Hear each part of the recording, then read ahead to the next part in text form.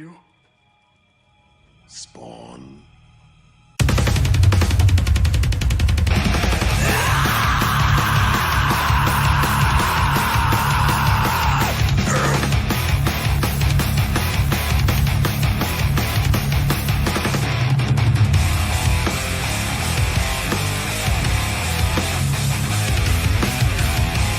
You sent me to hell, Jason. I'm here to return the favor. I'm feeling strange, trapped in the grave. All alone, I rot in my own skin. So since I say, I'm choking with strain. I'm rubbing plainly down my own name. Hell's rising. Hell's rising. The scars remain, a deeper to see. A blood field, blinded response. From here I cling to the ones that remain. Exile without reason. The time to kill the freedom. We build this like someone is clipped to blow. We're building the power, strengthening the arm, and building the wall. Welcome to your demonstration. People and things of there like something. Fall.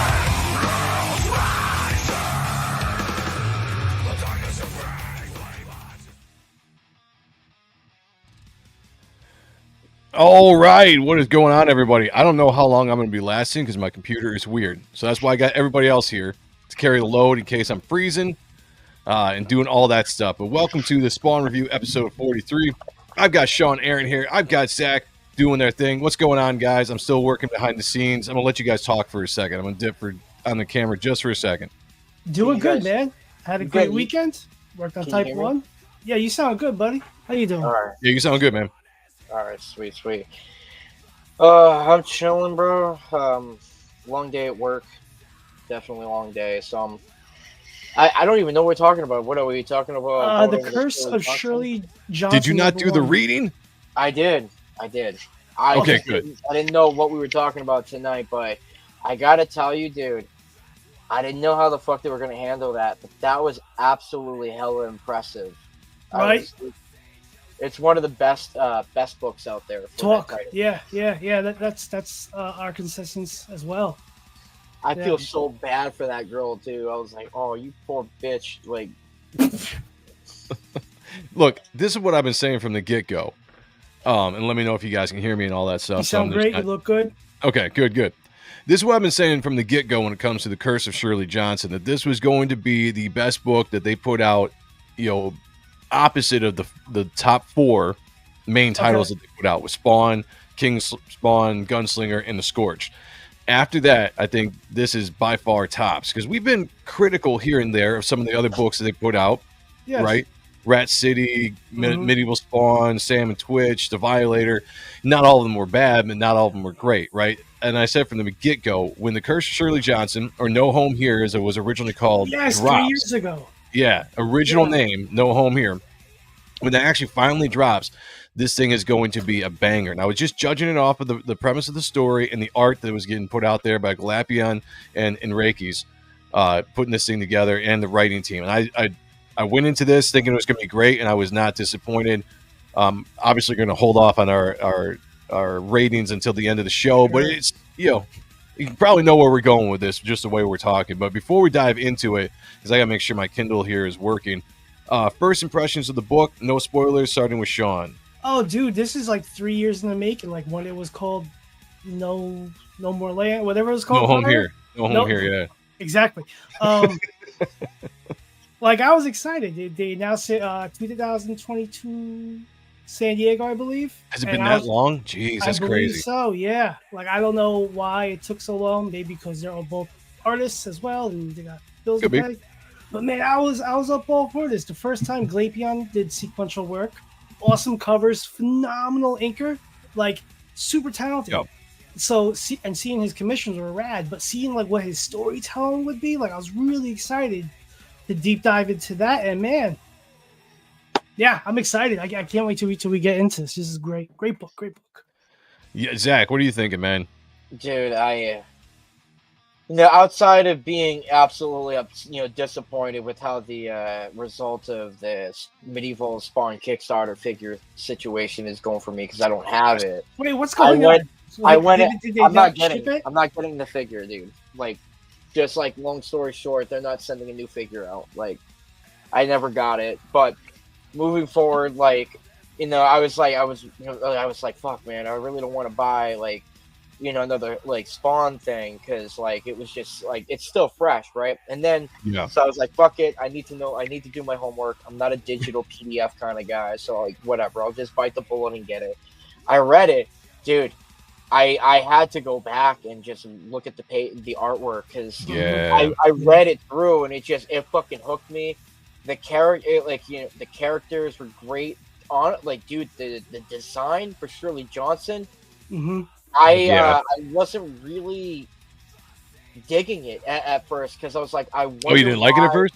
At first, because I was like, this is kind of like, oh, Violator face paint, like, Yeah. Mm-hmm. I was kind of, I'm like, here we go, another Violator-ish thing, like, fucking weird, but, it's so heavily in depth with the story, with what they're about to reveal and, where they're going to get to, that I was hooked into it.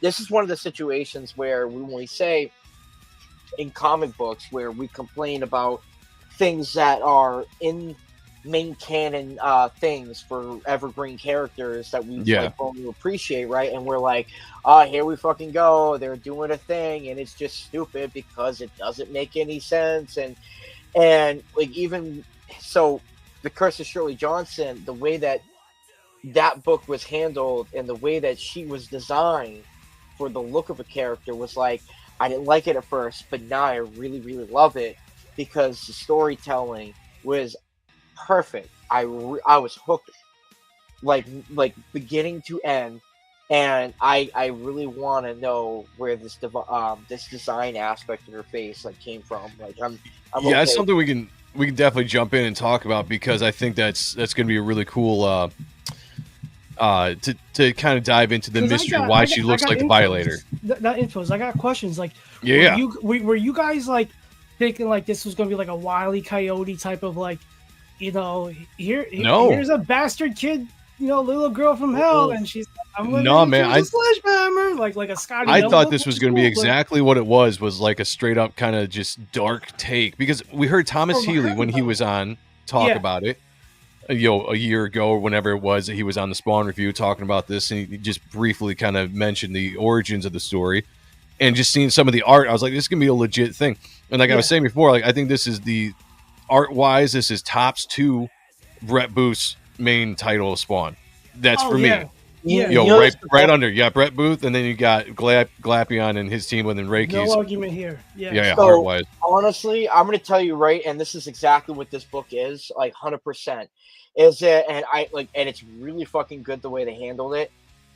It's like as if you guys read it. If you don't, I recommend it. Hard recommend.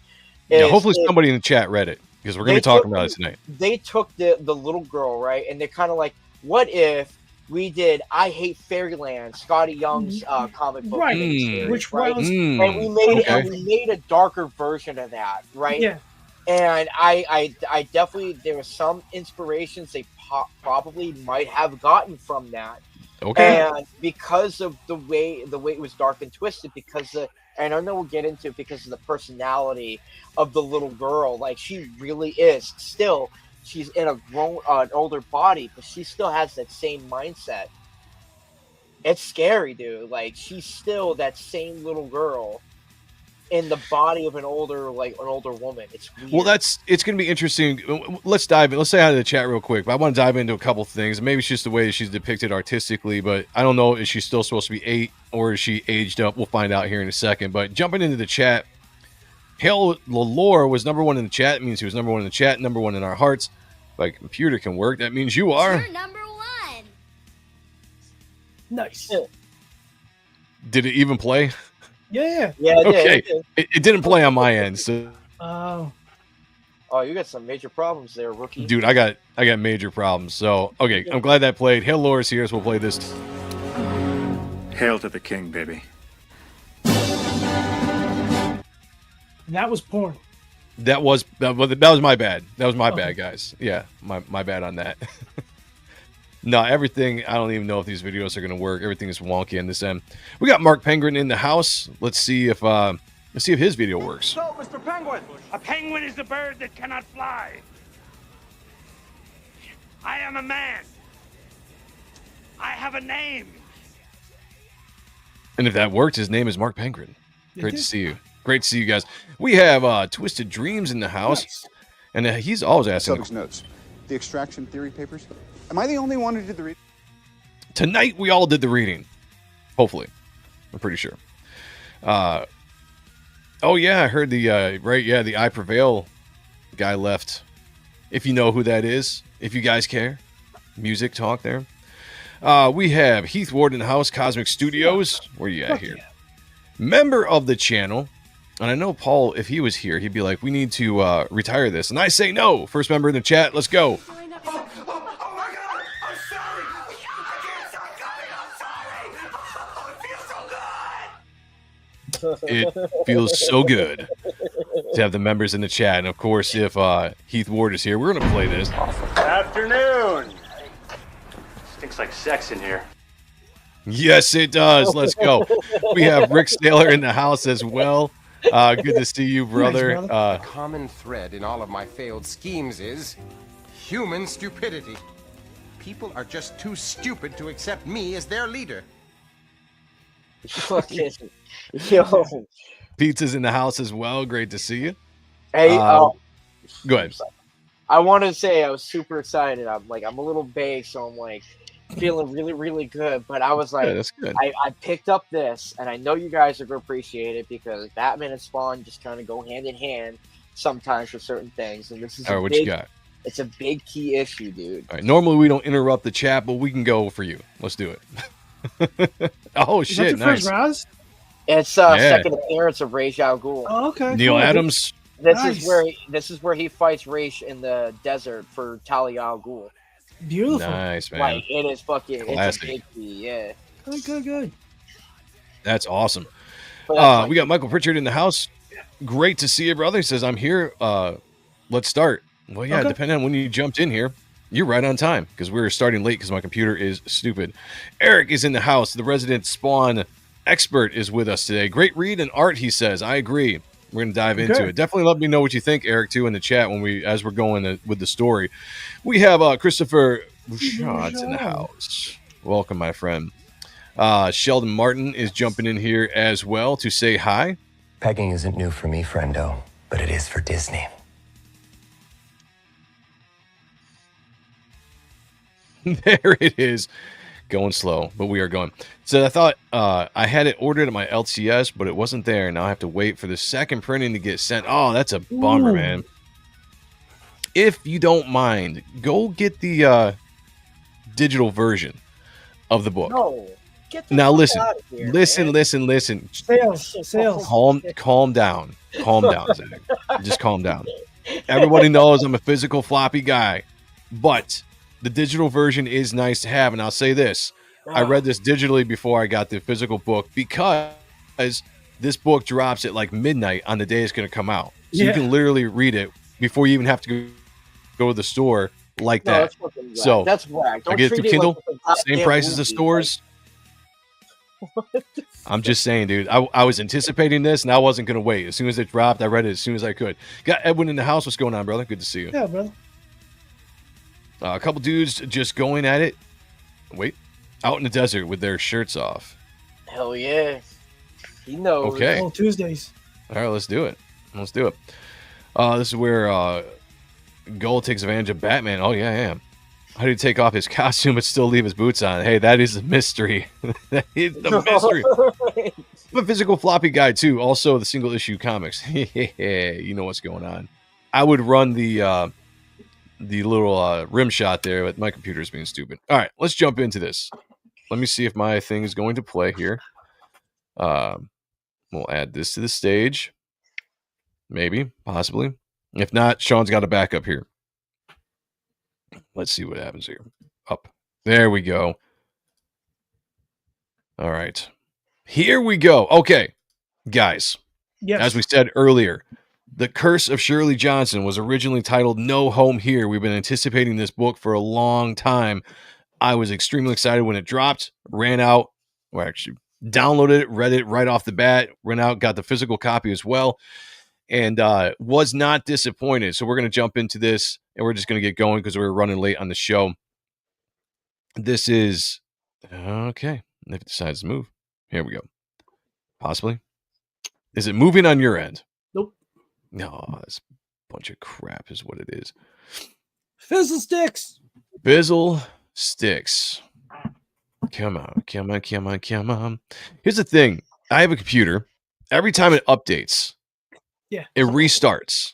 And every time it restarts, every single big program that I have on my computer decides to reload and open up at the same time.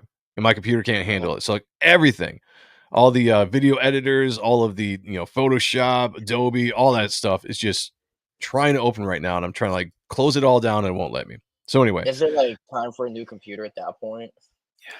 Yeah, because I've deleted so much shit off this computer to try to get it to run fast. Because this computer, when it was brand new, it was amazing. It was amazing. So yeah, I might have to invest in it. It's 5 years old. It's not that old. What the hell? But yeah. It's just I got a shit ton of stuff on here, man. No, I feel that.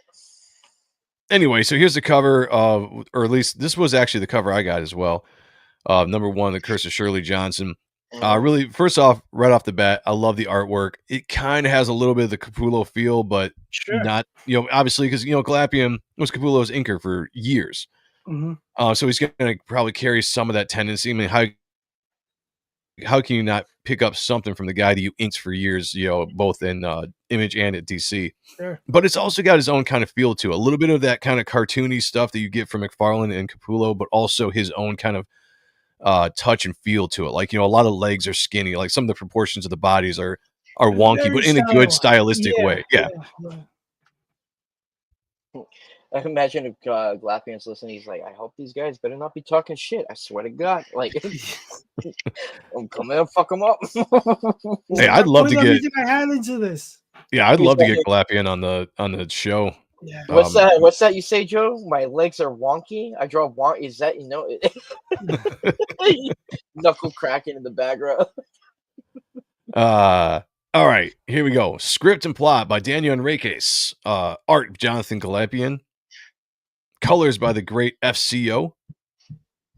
I like how you have a little bit of the Billy Kincaid, just the Easter egg there, knowing that we are playing off of Spawn issue 5 with that. Yep. Let me know, guys, if this is coming through all right. If not, we'll switch it up. Yeah, it's a bit slow. You got the Wheel of Death on there. Stupid. Yeah. Stupid. Come on. All right, I might just have to pull this and have Sean do it from his end. Yeah. Such a great fucking book. This is, and I want to dive into this, and this is always pissing me off. I have to go through this shit with the computer. I can give you a hug and kiss if you make you feel better. Okay. No homo. Got it. I mean, or direct homo. Let's go. You know what I'm saying? Hojo's in the house. I see that in the chat there on the screen. Good to see you, brother. What's up, Hojo?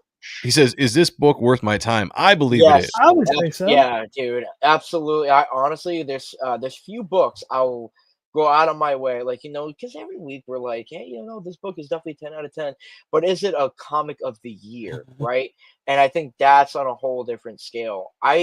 There's very few books that I would rank as the comic of the year. This is one of them. Yeah, that's hard. Yeah. It's, to me, it's everything that I want in a book. It's everything that I think Spawn should look like, a Spawn universe. Like when you read this book, you are squarely in the Spawn universe. I can't say that for every single book that they put out, regardless if the characters are in there. I mean, there's a feel that was established by McFarlane, by Capullo, by Medina, specifically that is a feel, and Booth, picks it up, well as well in the main book. But there's a feel and a look to the main universe of Spawn, and as soon as you start reading this, you feel like you're in it. You know it. You see it. It's worth it. Go out and get it, and you're going to see why here as we go through this. So this book starts out, and I love the way it starts out. We are in the refrigerator. We are in issue 5 of Spawn Shirley Johnson is in this refrigerator as she's being tortured and killed by Billy Kincaid. And she says, here we go again. I remember everything he did to me. It's like, throwback to shout out to Thomas there. Throwback to Spawn number 5. And it's slow on the screen. And the grid of the first page is like Spawn 1, 2 as well, I think. Oh, actually, Maybe. Is it? I don't know. Somebody tell me I'm wrong. At me for once. Adam, let's do it. Tell All me right, I'm here we wrong. go. I've died so many times, I know the beats by heart. I really like this, showing the agony, showing the repeating that she is in. Like, so she has no idea at this point where she's at. She just knows that she goes through this moment in time on a repeat, almost like Groundhog's Day, is what I kind of picked up from reading the story. Every single time she feels the pain, it gets worse, and she just knows it by heart. The times that she's tortured, the times that she dies. 3, 2, 1, and just shout out real quick by the storytelling, the cinematography, as I like to call it, but just the focus into this of the refrigerator, the shot of her eye, the door opening, showing that light on her eye there is just so awesome. Then we get this brutal, well, not even brutal, but just this awesome double page spread here as this flashback is this is the moment where Spawn comes in and is going to take out Billy Kincaid. And the cool thing is this is told through the perspective of Shirley Johnson, who is in the refrigerator here watching all this. And then when Spawn shows up, she thinks she's saved. This is his hero or her hero in this moment. And then it takes kind of a turn from this point on. Yo, the red gloves, dude. Oh, classic red gloves. Yeah, the first costume. Like, hell yeah. That was a cool treat to see. I this is like, it really does go, what it does, it really pushes the fact that Spawn is an anti-hero. Like, he is very self-motivated in his own selfish reasons to do what only revolves around him. Like at the time, he didn't even save her, right? It's like, he didn't know, or he assumed that she was dead or anything, but like, he just went in there, he's like, I'm gonna fucking kill this guy, and just give him justice for like the I'm like, if it was a hero, they're probably like, all right, there may be some people alive, like whatever the fuck may be, I'm gonna go check this place out. No, he just went in, did the deed, and left. And he's an asshole. Al, like, he's always, you know what I'm saying? So like, Al's always been a dickhead, always, but I think it really hits home with how heavy his consequences occur to him as a character, even from day one, because, and it's also and the HBO series really does well in showing this, is all the dominoes really started falling when Billy Kincaid got killed by Spawn. That was a calculated thing that Hell had planned for Spawn. They were trying to set up the pieces. All they needed was Spawn just to trigger that effect, and Billy Kincaid's death really started toppling everything down. Like, like with his best friend trying to get eyed on from Jason Wynn trying to be in the affairs, Billy Kincaid's relation to his father being in politics. All of that started weighing heavy on Spawn as a character. So I'm gonna stop. But that's a good insight in that. Just kind of filling in. I like how this picks up and just right. Why won't it go up one screen? Trying to get this shot of Shirley Johnson. There we go. Where she's still counting down, 3, 2, 1 here down at the bottom. And she's just like, hurry up, let's go. She thinks Spawn's there to save her. And she's like, do what you do best, Knight. Hurt that bastard, make him scream and scream. And you just get this kind of cool ass, just, again, the art was just top notch. Just bringing you right kind of back to this moment. And I love the fact that this book was able to pick up on a pivotal moment in the Spawn universe. Issue 5 was so controversial for the time because of the killing of the children and the depiction of the fingers being super glued to the wall and all this stuff. And then Spawn taking, the gruesome revenge. It was something that it's always heralded. We always look back at issue 5 as like, that was a Billy Kincaid issue. Now they're diving back into that, be like, what if though, in his rage, in his anger to exact vengeance on this child killer, that he actually didn't pay attention to the scene. And when he's there, he completely forgets or doesn't even look around. And he actually causes the death, essentially, of this little girl who ends up being left behind and then, perishes. And I love that idea. And in that moment, she's like, "You're no hero. I hate you," because she's like, "You weren't here for me. You left me here to die." Just a psychological aspect of this little girl seeing like this hope of being rescued, and then that knight in shining armor just leaving without her, It's like and playing then Uno with a realizing, family member. Yeah. yeah, I love that. I love that aspect of it. And it's just like the storytelling right off the bat was just really pulling me into this entire thing. Obviously, I was anticipating this a lot. You guys have heard me talk about it. Oh yeah. But when I started reading it, I was like, this is great. This first issue. And this was a double It was long. double issue. It was 44 Yeah. pages. Which is the same Did size. not mind. Yeah, same length as Reaper Destroyer. And I had heard that this was actually issues 1 and 2 put together for some reason. It's that would honestly would probably mean that they probably did the first issue so early on, and that they were trying to figure it out or trying to get it approved That could by be. like a certain process by an editor, and maybe it finally did get approved, and they were like, "All right, let's keep pushing forward." You know what's so Sheldon's. important about what was I? Sorry, Joe. That's No, go so ahead. important about Spawn 5. It's the book that really set the tone of where this whole universe is going to go. Like, yeah, 1 to 4 was awesome, and it was Yeah. like a spiritual Batman to a degree. But like when it came into that topic of what it was and how everything kind of formed because of it, like even as a kid, like I think I was 11 when this came out, or 5 came out. And I was like, holy shit, this ain't like Spider-Man in Manhattan. Like, this is some deep, dark shit that Todd has for us. And like, sign me up. This is where I have to ask now, because I'm younger than you guys, right? Brag about it. I'm like, yeah, tell us about it. Let's go.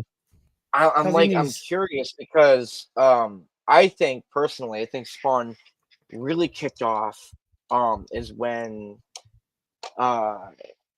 Medieval Spawn and Angela came in, because that was an indication that it's not just Al. It doesn't stop or begin with him. It actually is a whole lineage, and there's a whole explanation. There's kind of like a deep back end lore, but we had 7 issues up to get to that point to explain in slow, like, hey, this is what he's going through as an individual. But I think when that issue came out, was it really like a talked about like thing that all comic fans are like, oh, can you believe that shit? I honestly Like, can't remember, to be honest with you. I mean, I was Wait, pretty for damn 5? young. For yeah, issue 5? for Billy Well, Kincaid's like, I know like the for lore. Looking my group of friends, yeah, 2020.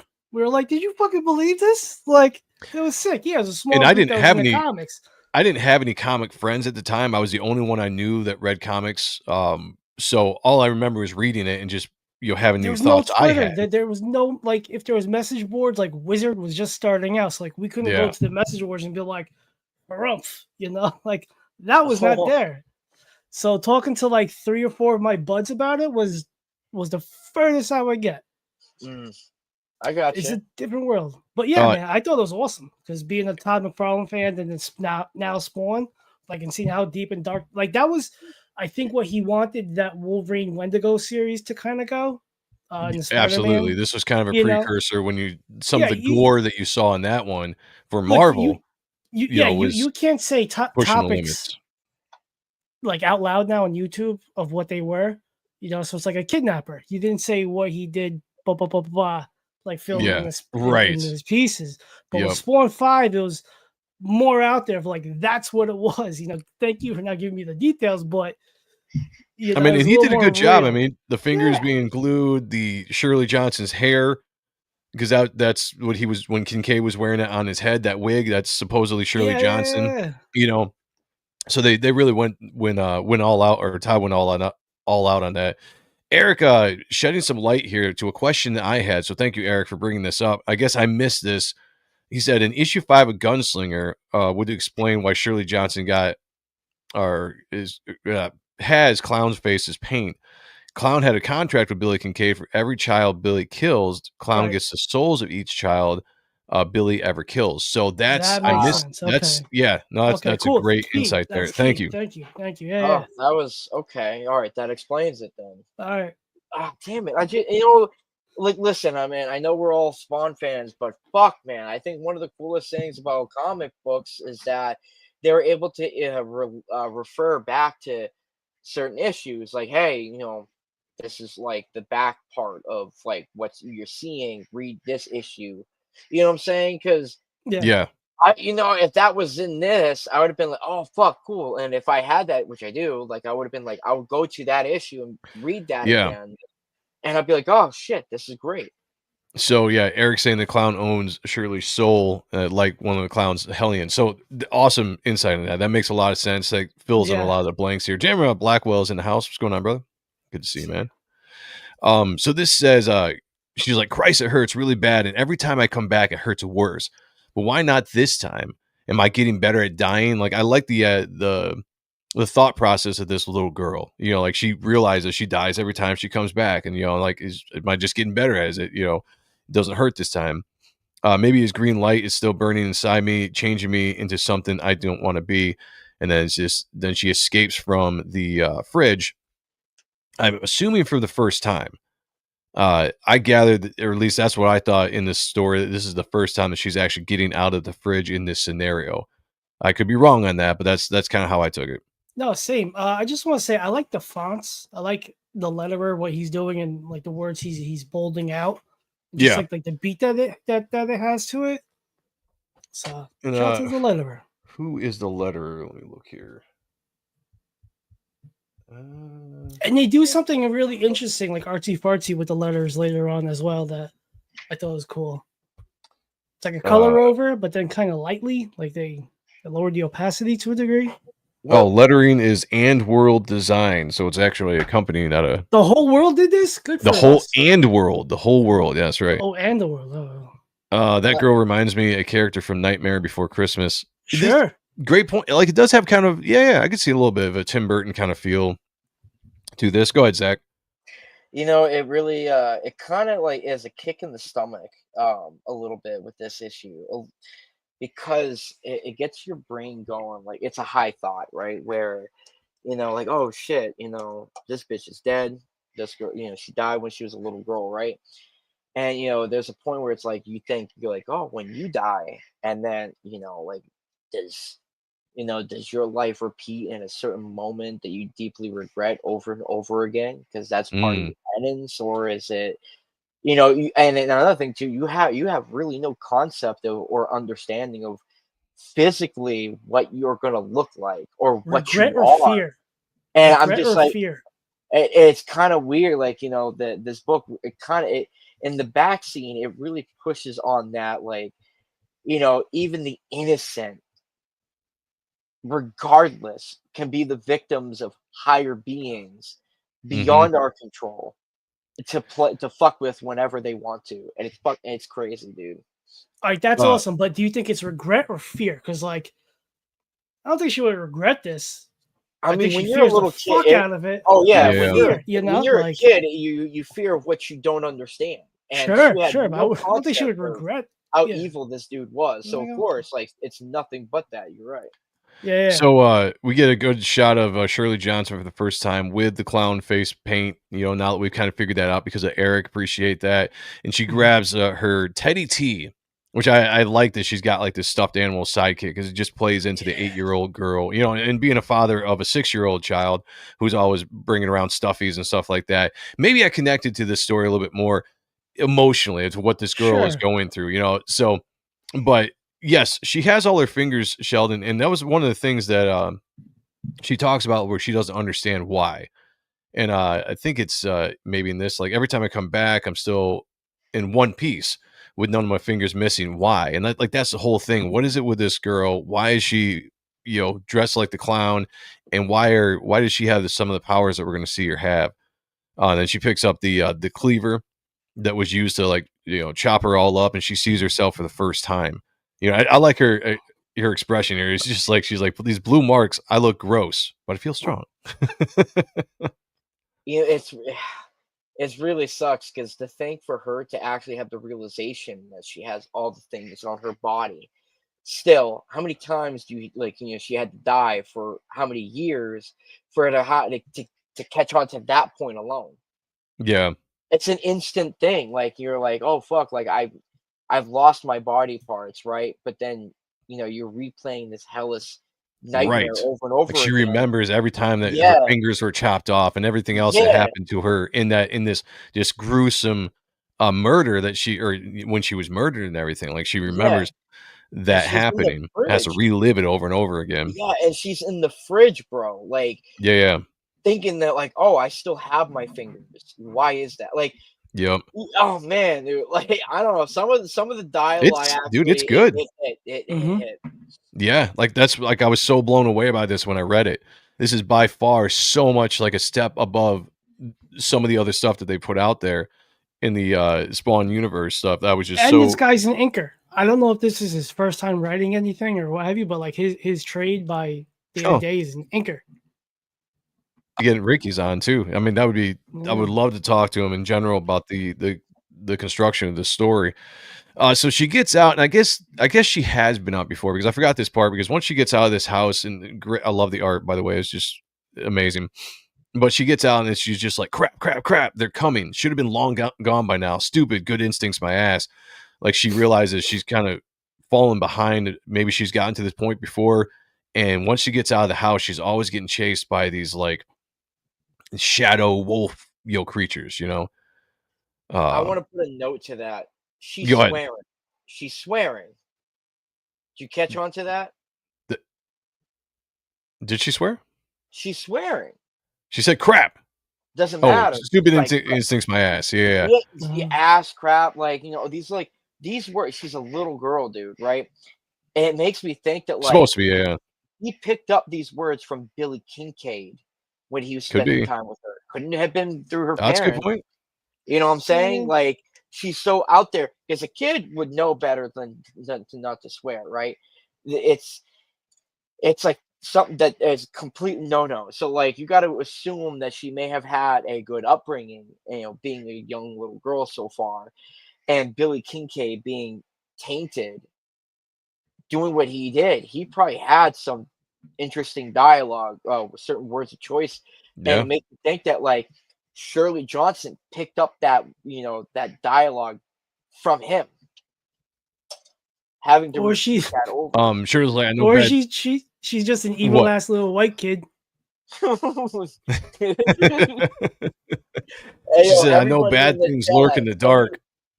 everybody in the chat, so you guys better tweet out to Jonathan Glapian. Hey, look, yo, like we're talking about your book, man. Yeah, actually, yeah. Tag him and Reiki's.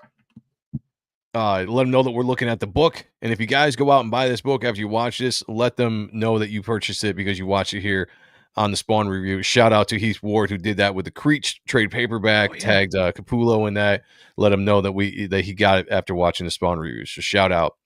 But she says, bad things lurk in the dark, and they only want one thing. We get a shot at those shadow wolves as she's running away, and it's just like, they want to tear her up. Again, more torture, more just, the fact that she doesn't realize that she's in hell, which is a little bit of a spoiler because she doesn't know at this point, is interesting that she's just in this weird, like Tim Burton, because whoever brought it up, I can absolutely see this now. Like there's a heavy Tim Burton influence with some of these character designs, the roots, the trees, and I love it. Maybe that's just why, but Yeah, she's it's like a twisted look at Alice in Wonderland. yeah, for sure. Yeah, I it just did works. get some Corpse Bride a little bit from it. Mm-hmm. There you go. Yeah. And she goes, game over. I lose again. Okay, time to get my guts ripped out and start all over again. So she has been to this point before. So I apologize for that. When I said earlier that she hadn't made it out of the fridge, she's got out of the fridge before and she's gotten to this part, but she's never got past this part before. These things always rip her to shreds, and then she starts right back out again in the fridge as she was before.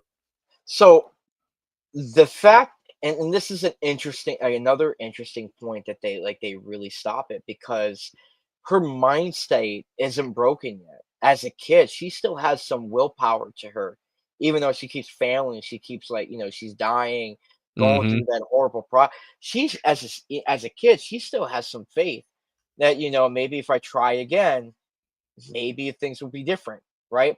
And her, like, it's interesting because, and we'll find out throughout the issue, and whatnot. But this girl, like, is basically trying. I think hell is trying to break her soul down, and her spirit is just too strong, which is Mm. why she keeps repeating that process over and over again.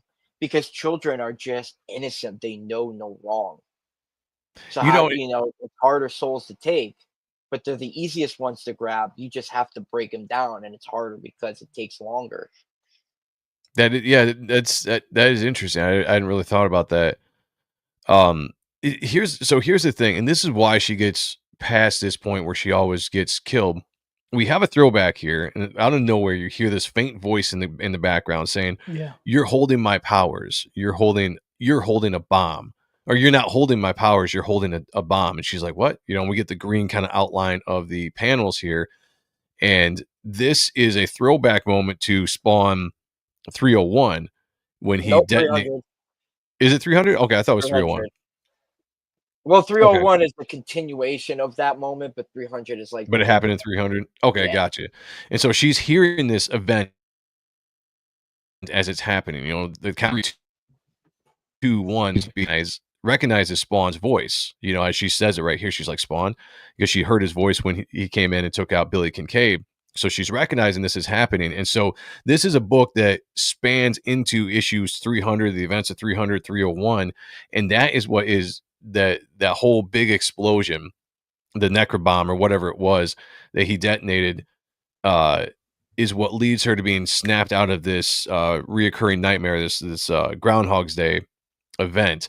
And so I do like how they're tying things into like issues 300 and other stuff. They tie things into 350, or whatnot. They did the same thing in Rat City, where the explosion was felt in Rat City and created that universe or whatever, created that Spawn's universe or whatever. I can't remember exactly.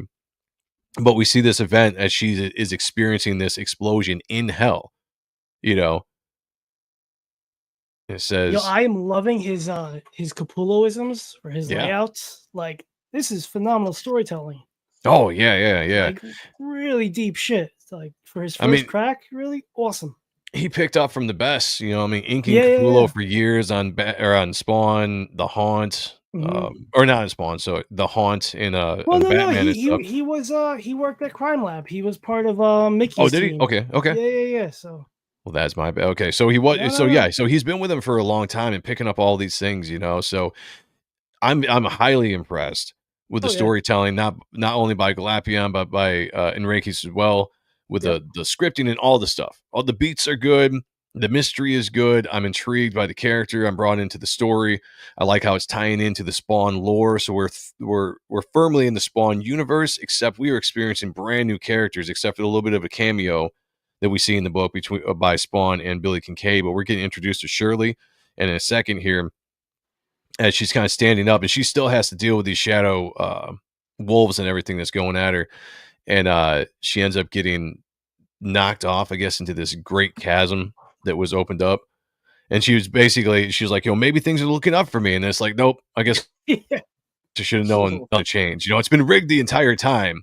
They make me believe I can make it. Then I'm back at the start again with me about to die as she's falling down here. And it just falls into, it does more and more. I see it, the Alice in Wonderland aesthetic Yeah, is kind of yeah. coming into play as you guys have brought it up. I can definitely see that now. Yeah. But it's fucked. Like, I think that's Oh, what yeah, makes yeah. it so good, like nothing's good is gonna happen to this kid, as we know, like, and what's been going on. But like, it sounds horrible. I'm enjoying seeing all these characters come and do what they do. It's like, Yeah. this is crazy. What I love about this, the storytelling with her being a little girl and everything, is you can play around so much with this teddy bear here, where she just goes through this horrific moment and this hope ripped from her, and now she's despair again. She falls down this chasm into this place. The first thing she does is like, Teddy T. She's like, holy crap, we're alive. And she's embracing her stuffy there. And I think that's just a really, just character wise, I just like it. Yeah, She's embodying an 8-year-old girl, the way she talks, the way she acts, the most important thing to her is not real. It's a stuffed animal, but something that she can draw power from and draw security from, just like a child absolutely would. Yeah, it's her friend. Yep. I think Shirley Johnson actually is going to, the way this issue went, and granted, it could be very well just a spinoff, right? Talking about the events of Shirley Johnson, whatever happened to her. That may be Yeah. true. I think she's more, I think she's going to be set up as way more of an important character that we are actually led to believe. He's taking over Hell in 400. Or it's either if we're bad That would be- intentions, or it's kind of like she's going to go ahead and be the actual key element that's going to be helping out the Spawn War thing that's happening with Hell. Sure. So I wonder how they're going to play her into, because she's such a cool character, and just right off the bat from issue 1, that I'm hoping they have long-term plans for her. They'll go through this miniseries, introduce her character, go through her adventure here with everything that she does, establish what she is in the universe, and then hopefully bring her into the main book as a big player, because this is a character I really enjoy, just right off the bat. And we're about to meet one of the supporting characters I really like as well. But she realizes when she comes down here. Go ahead. Are you? I'm sorry. See, I don't know about the delay. Like if I'm cutting you off on purposely or whatever. But No, you're fine. angels, like the angels, like in this shot. I was wondering about that too. Yeah. But later on, he kind of says that the people were his. I mean, we'll get there, but he kind of explains the dead people. But I thought that too. Visually wise, it kind of looks like, was this a leftover of the war from 350? Or just a war in general. Or just a war. Yeah, I guess it was just a war in general. Yeah, that could be.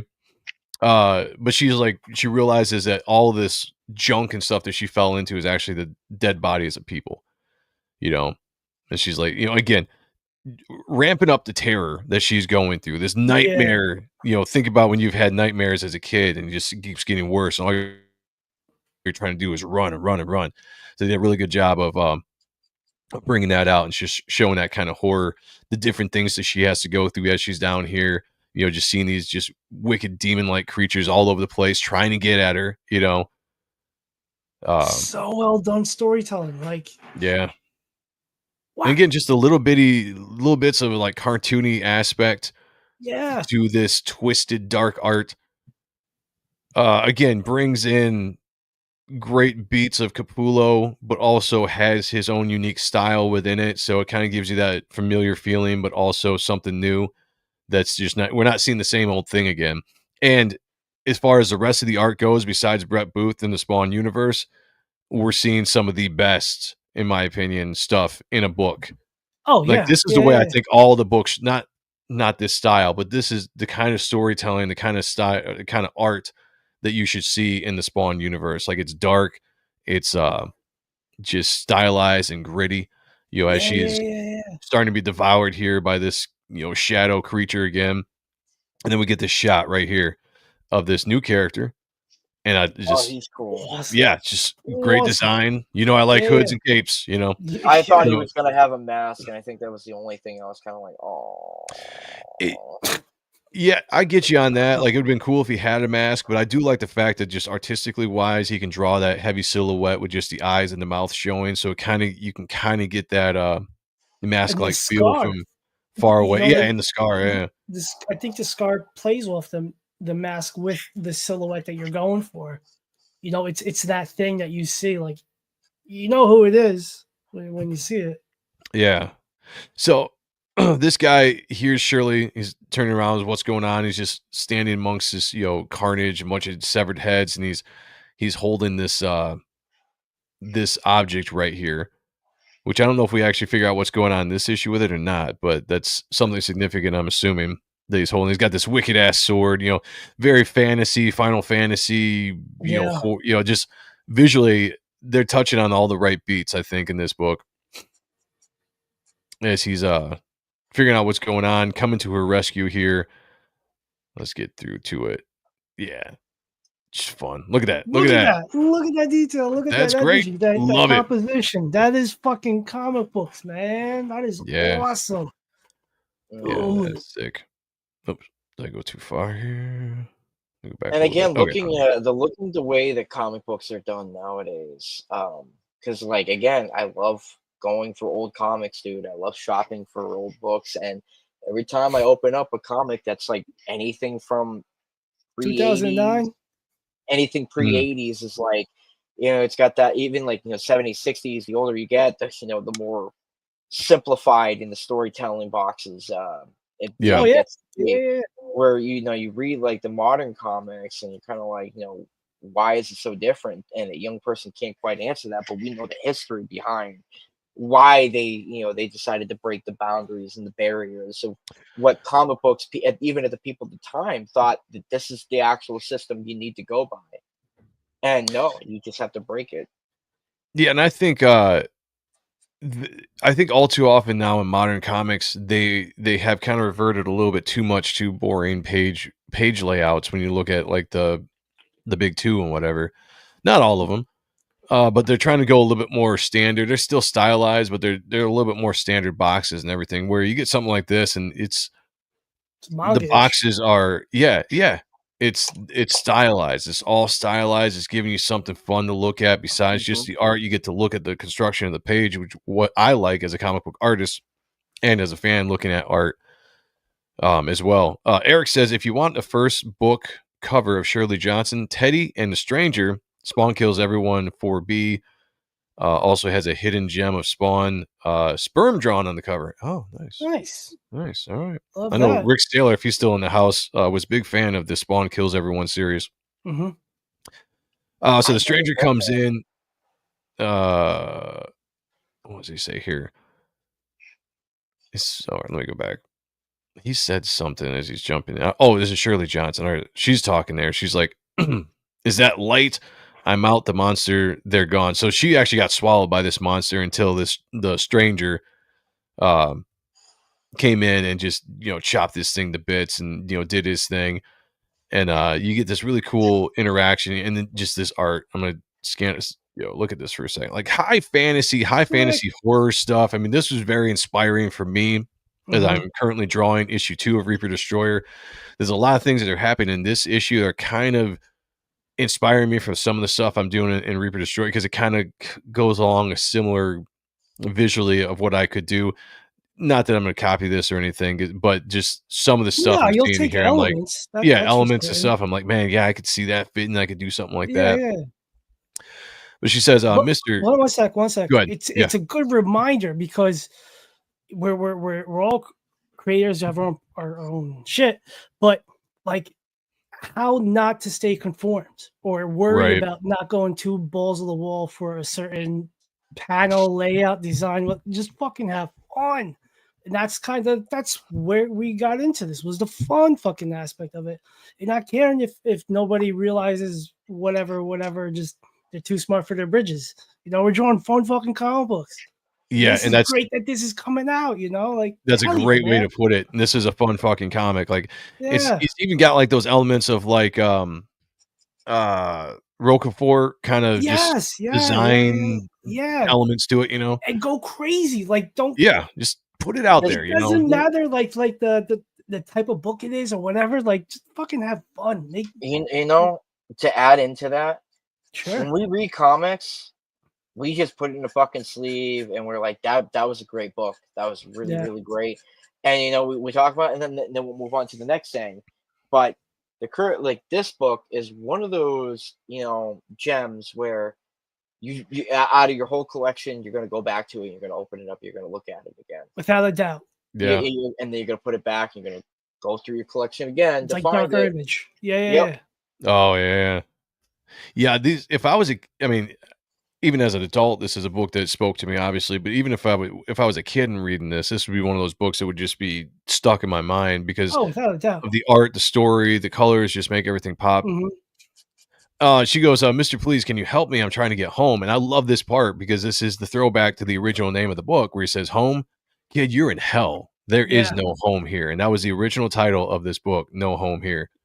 I like how it's just bolden right there, Now, do you think they got that from that? Like they had already worked out like a plot and some writing and I wonder. Yeah. You I wonder know? if that was the case. I don't know why they made the change of the title. I didn't like it at first. I do now.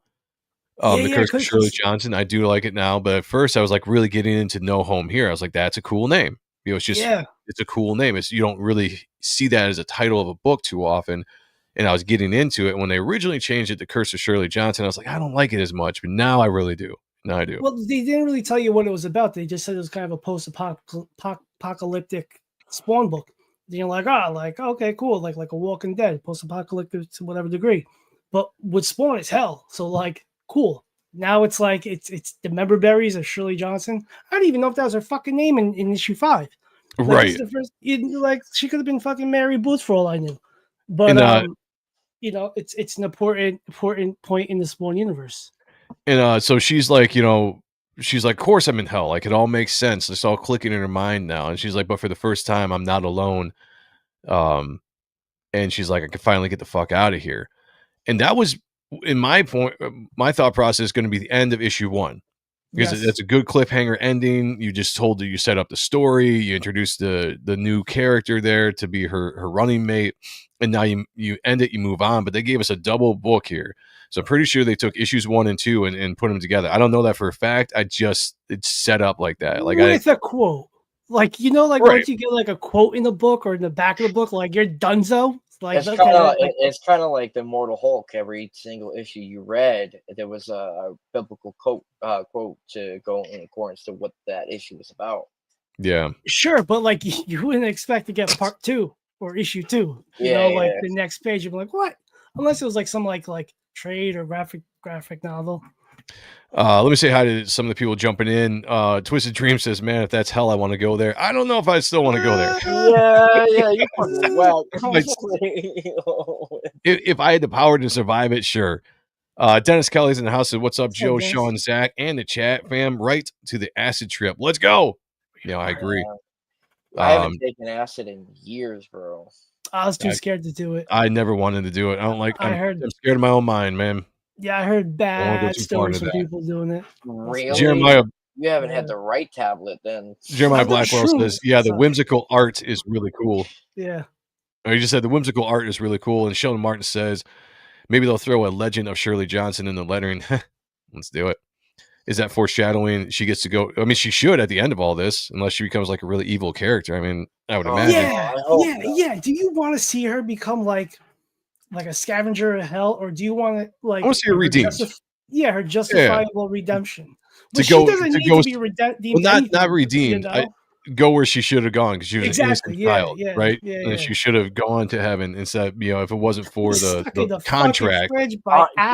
I gotta be honest with you. What the fuck? Talk to me about it, bro. Like honestly, in this, like it really was like well, I guess in this universe, heaven's quite a bit different. Yeah, but you know what I'm saying? Though, like, why were you sleeping at the gate of heaven? Like, this was like one of your children that, like, their life has got taken. You're telling me that these demons just like had like overpowered you and her, like, just to do that whole like never-ending torture like through the years. That's crazy, dude. I don't know. There's got to be a good explanation on even on heavens, because Shirley Johnson, they shouldn't be attacking her. Yeah. No tree is said can grow to heaven unless its roots reach to hell. Carl Jung. So that was the break we had right there. Let's jump into issue 2 or issue 1 still. Second part of issue 1, and you just get met right off the bat with this character now where he just says, yes, Lord, I hear your voice. What do you ask of me today? And it's just this character talking to this big demon creature.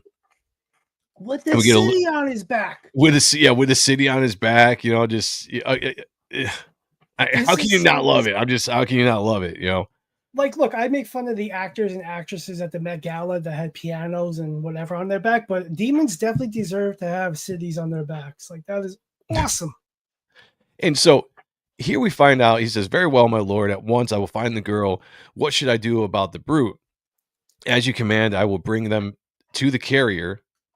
I will bring them to the promised land. So we don't know exactly what's going on. Obviously, this thing is speaking to him. And this is the first time we kind of get a feeling that there are beings searching for this girl. And not just one, but this is the first one we discover. And then No Home Here, part 2. So I guess that was actually the end. So now we get back to she once again is dreaming as she's in hell, and she's kind of reliving the stuff again, the pain, all of her death, everything we kind of just recap of the first part of issue 1. Now we get this brutal scene here. Brutal scene. And again, throwback to issue 5, but a little bit more detail and just showing the chopping of her fingers as Billy Kincaid is just laughing. This is going to be so much fun. This little piggy went to market. Chop. This little piggy stayed home. Slunk. This little piggy had roast beef. Whack. This little piggy had none. Crunch. Brutal, but I loved it. Like, this was just not holding back. I mean, you probably could have showed more, but you're really diving into what this little girl went through, and all this time, some a voice in the background is like, wake up, kid. Yeah, this guy's a sick fuck. Yeah, they really kind of drive it home, and so we get a shot here of Billy Kincaid in his post being alive form. He's got all the popsicle sticks, the ice cream scoop stuck in him. So this is the version of him after Spawn killed him, And so this is him torturing her. And so I don't know if this is actually like the spirit, like the spirit of Billy Kincaid torturing her in this moment, or if it's just still like a dream sequence. But I love this part where she's like, I just want to go. Home is all I want. I just want to see mommy again. Like, that's, to me, as a dad, that's a powerful line. Like, the mom is kind of sus looking here. like that's, I don't know if there's some background, but the mom doesn't look. Wanda at first, like oh, okay, like whitewash Wanda. Yeah, whitewash. And so you just hear this voice. You have to wake up. Wake up, kid, as she's just going crazy. And turns out that in her dreams, she's actually in real life or in hell, actually choking the shit out of this dude that has saved her. And he kind of, for the first time, is just like, what are you, kid? Because he's realizing that she's strong, she's powerful, she's not just a child. Like, there's something more to her in this moment. And I guess she does say, the bad man was in my head, he was hurting me, I just wanted him to stop. And that's just like, is that a thing where Kincaid does have some kind of connection to her? You got to imagine she's going to get some kind of revenge in hell against Kincaid in this story, right? I mean, you think that has to happen. It's so weird because Kincaid. Well, I can't even talk, man. I'm so like fucking. Now you sound like me, man. No, man. Like, I'm like, I got that cotton mouth shit. Like, Oh yeah. Kind of like, fuck, I cannot. Like, kind of shit. Well, also it shows that she's just a little girl at heart still. Right. Like she hugs the guy after, like, my bad. Like, I gotta be honest, I don't think Kincaid has a hold on her anymore. I don't. Because not a hold, but like, when was this? So you gotta think about it. So King Spawn issues 1 through 11. If you read that, Kincaid does come back, but he served as a pawn for the Mad Angel, who was trying to get Spawn to take over the throne at the time. And Kincaid was limited. Like, he was told that he was tortured to no extent. Then when he died, that he was imprisoned by hell to like repeat his bullshit. So I don't think. And this was after he became a Hellspawn. This was yeah. It was just like King Spawn. Like, if you read okay. 11, it'll expand on that. Gotcha. Even during that time, I don't think, even when he got out, I don't think he had time to go back and just repeat the things he was doing with Shirley Johnson. I think this is kind of the spirit of the demon that's really in charge of fucking around with her soul. I think he's conjuring up a form. Yeah, because we're going to see a character that we haven't seen yet, but I get what you're saying that could actually be. Sheldon Martin said, "What if the glue Kincaid used on their fingers stuck them to the clown?" I just blew my own mind. Ooh. I like that. Miss McFarlane was the editor right up to this. Yeah, this was issue 5 was the issue that made her quit. And has to be, she kicks his ass and moves on to heaven. She needs to get some kind of revenge on Billy Kincaid. Wait, say that again. Issue 5 made who quit? McFarlane's wife was the editor of the book until issue 5, and she didn't want anything to do with it if he was going to have the little kid's fingers glued to the wall. Really? It disgusted her, and if he was going to do that, she didn't want to edit the book anymore, so she left the book, and of course Todd did it. Hey, You know, fucking respect, dude. He's like, I have yeah, a vision. for his This art. is my own. No, Yeah. his own. Like, it's not just his art; it's his No, creation. just like This is like, his art. Well, that's what I'm talking about. Art as a creation. Like yeah, he had a like, vision for his art, the art of what he was doing. yeah, The Spawn, and he wasn't going to, um, cater to anyone, even his own wife, when it came to that. yep, Like he had a strong vision for what the story he was trying to tell, and he went ahead and did it, and it was a fucking very boss, man. Like, pivotal moment in the Spawn lore. So she discovers that he dug a bunch of graves, and she's like, all those people I saw, they were dead. And he says, yes. But what do you mean? Bury them. They were my people. So something happened. All those people were dead, and he buried them. He goes, I lost everyone to where there's nobody left. You start to wonder if they're even real anymore. I think we're the same. We're that's left. Hell locked me up with the bad man and Spawn. And as soon as she says Spawn, he's like, a hell spawn? You can't trust them. It's right off the bat. He's just like, yeah, fuck those things. Their minds aren't their own anymore. They turn on each other. They turn, I can't get, whatever the screen, whatever. The point is, she doesn't think that she can be killed because she's been killed over and over again in this repeating dream of hers. And she keeps waking up. And this is the first time the stranger is just like, you got to understand what's going on here, kid. Like, you can be killed in here. And if you get killed in hell, there's no coming back. And the only reason you're alive is because something wants you to stay alive in this world for whatever reason they are using you for. And you kind of get this trope here where she's like, and now we have you. You saved us. And he's like, I barely remember doing that.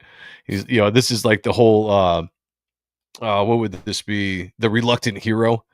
Like every time a hero comes across a sidekick, a kid or whatever, they don't want to stick with him. They're like, I'll take you to, whatever town. But after that, you're on your own. I got stuff to do. And he basically says the same thing here.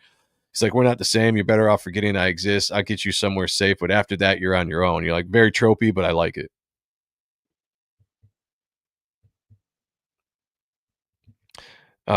Very sassy too. It's like, figures. I knew it was too good to be true. If you want to leave, then leave.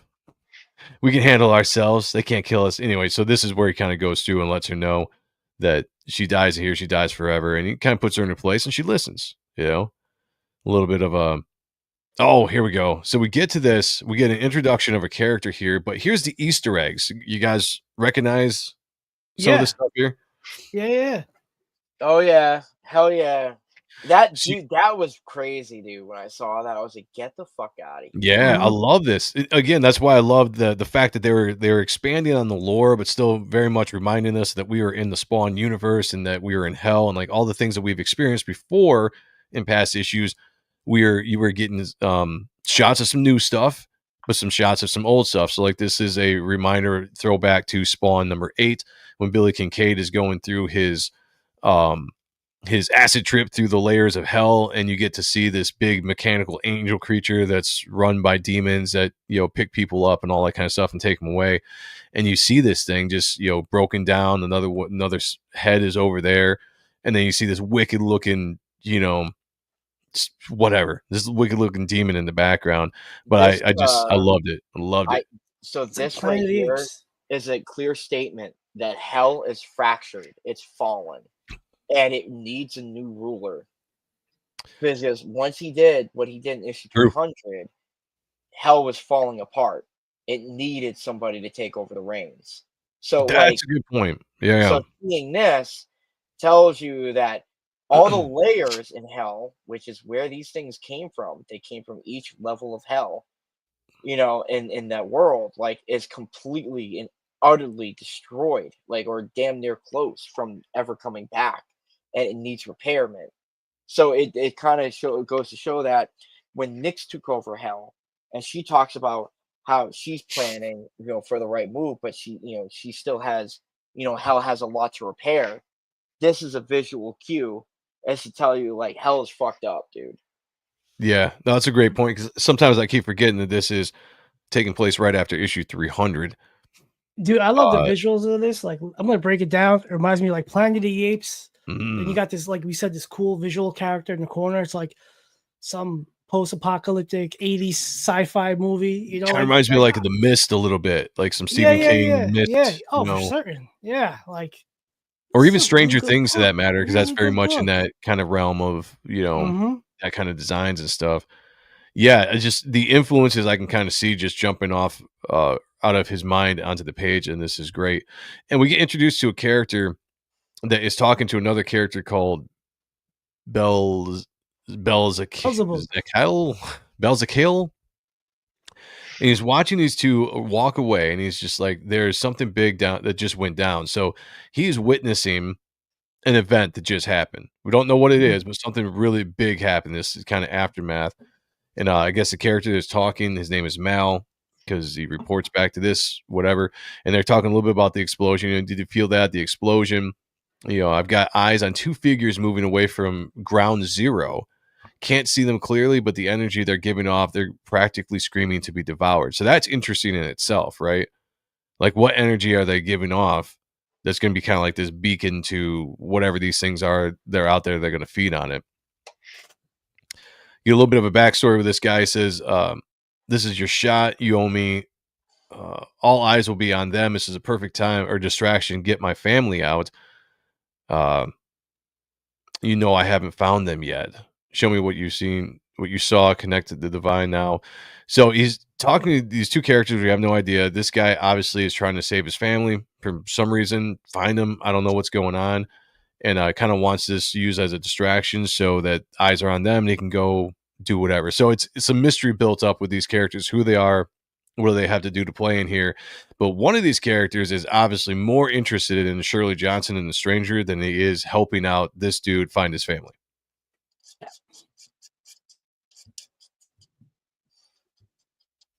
Anything? Nothing? Oh yeah.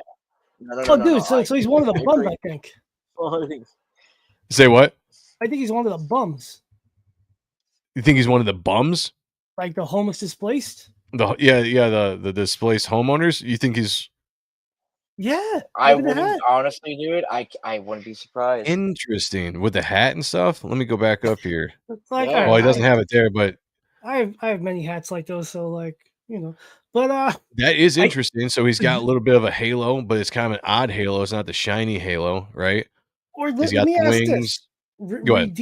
Redeemer, so and Reaper, it's the same guy. It's one of the kids, right? From 29. Right. Yeah. So is that the brother?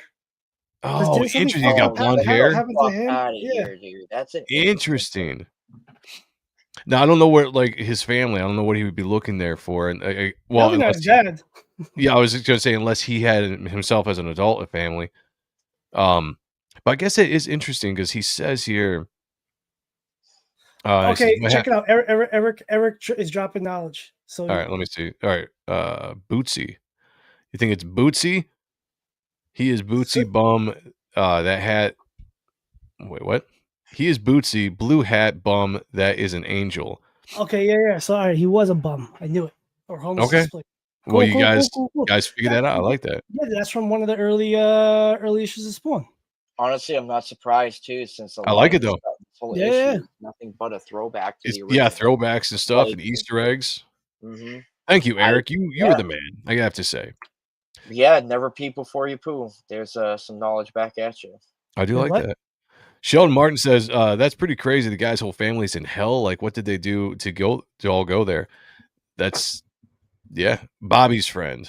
Okay, Yes. I like it. When did he die? Damn, everybody's in it. Like, No, I love that. I love the idea though. Like that's, I do like where Sean was going with that too. That would have been cool. But I like that. So he's obviously an angel, has access to hell, and is looking for his family that's in hell for some odd reason. And he says Al, but the girl looks like. So he uses. So is he talking to Spawn? Oh no! Say he's like Al, but it looks like the clown. And then his homeboy, who's on that Oh, cool mound, who is is Al? like, "Who the fuck you Okay. talking about?" Yeah. Interesting. Yeah, I like that. Who are you, little girl? Don't do this. He says, "I'm sorry, Mal." So the other character's name is Mal. I need to go. I have to find them fast. Oh, it is Boots. So it says right there. We're idiots. I never put 2 and 2 together there. Thank God for Eric being in the chat there. Yeah. Okay. I actually probably wouldn't even caught that because it's such a character I probably wouldn't even remember. I kind of don't, to be honest with you. I remember Bobby. That's about it. I'm Bobby the Bull. sorry. I'm like so baked that I was like the answer Do it, was there man. the whole time. Oh, It was see, right there. Sheldon Martin clears everything up. He became a bum after not backing Type 1. If you don't want to end up like Bob Woodsy, go out there and back Type 1. Look. Love it. Shut the fuck up. He said, Hell Lore says this canon in the Spawn run. Yes. It is. Yes. Yeah. This is not an Elseworld or anything. Like this is all canon. This is all stuff that has been approved and is in the Spawn lore and all that stuff. Hell Lore said I just got back in the chat. Well, welcome back, man. Well, if you haven't heard what my previous comment was, if you don't want to end up like Boots, go out there and back Type 1. Just say, look, it's God's work. So we get our first shot of one of the antagonists, one of the antagonists in this, I guess you could say, where so Boots says, "I'm sorry, Mal, I need to go. I have to find them fast before hell tears them apart." So he's looking for his family. They're in dire needs. And we get this shot of this character just like pulling out, dissecting, ripping out a heart. He is the one that sends the shadow wolves or these creatures after Sherlee Johnson. And he's got this wicked, like, the Batman who laughs kind of face thing going on here. Really love it. And said, "You shouldn't be here." These things talking a weird language, which I love. He says, "Show me." And now we get an awesome shot. The dude's got 4 arms.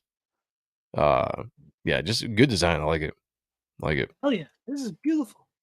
He says, "Interesting, pure necroplasm. That blast shattered my entire experiment." So we're talking about the issues 300 and 301, the explosion the Spawn had that we were talking about earlier. He says, "A hell Spawn shouldn't have that much power. Not even this Spawn," talking about Al, "might have to collect him, carve into him, and see what makes him tick." I love the fact that you're introducing possibly a character in the future that could be an issue for Spawn, which makes me wonder if we ever get a chance to talk to Enriquez or Thomas Healy. I want to know like how much of their story was their own, and then how much like Thomas and Todd came in and said, "Hey, this is great, but let's add this in here because we could foreshadow something that's going to happen in the future." Because I do believe this is a giant setup. I think Sherlee Johnson is going to have a role to play coming up in current Spawn, as well as some of these characters that we're seeing introduced in this book. And if she didn't, when did they put it into effect that she would and was? Right. Well, who knows? Maybe they had to. Maybe it was delayed because they had to go back in and kind of retool, almost like reshoot a movie, right? Because they wanted to add certain stuff in. Like, was it like Walking Dead or iRobot or whatever the fuck? Why the Last Man guy, the Will Smith movie, where you're just walking down like a decrepit city and like with demons. Right. And, yeah, exactly. They're like, "Oh, well, 400's coming and blah, blah, blah, blah, blah." Yeah, let's add some things into it. Let's connect some stuff. Yeah, I could very well see that. And that's the fun of the buildup. Like, that's cool when like these sub books, like actually mean something. And yes, the others have, but they weren't as good as this. Mm-hmm. Not as good as this. Like, yeah, this is the first one that kind of comes along and plays along with the main book, and the rest of the books kind of telling a story. And this very much is adding some context and giving a little bit of more mystery of what could happen going forward. Yeah. He says, "My dear little defective Omen found herself a new friend. How annoying," as he's seeing this kind of image of them walking all Yellow Brick Road style. Oh, great. But maybe that's exactly what's needed. Give her some hope so I can crush it. It'll make breaking her so much sweeter. So he's obviously got this kind of like Pennywise kind of feeling, like he's building her up to crush her for some reason. I don't know if it's something he can derive some power from or whatever it is, but he's the one that's been putting her in this constant state of hope, and then taking that hope away as and it keeps building and building and building. So there's something there with this character working Shirley Johnson for his means, it seems like. Bring me the toy back and kill the swordsman, take the hounds. They already have the scent. So just oh man, that is just so wicked.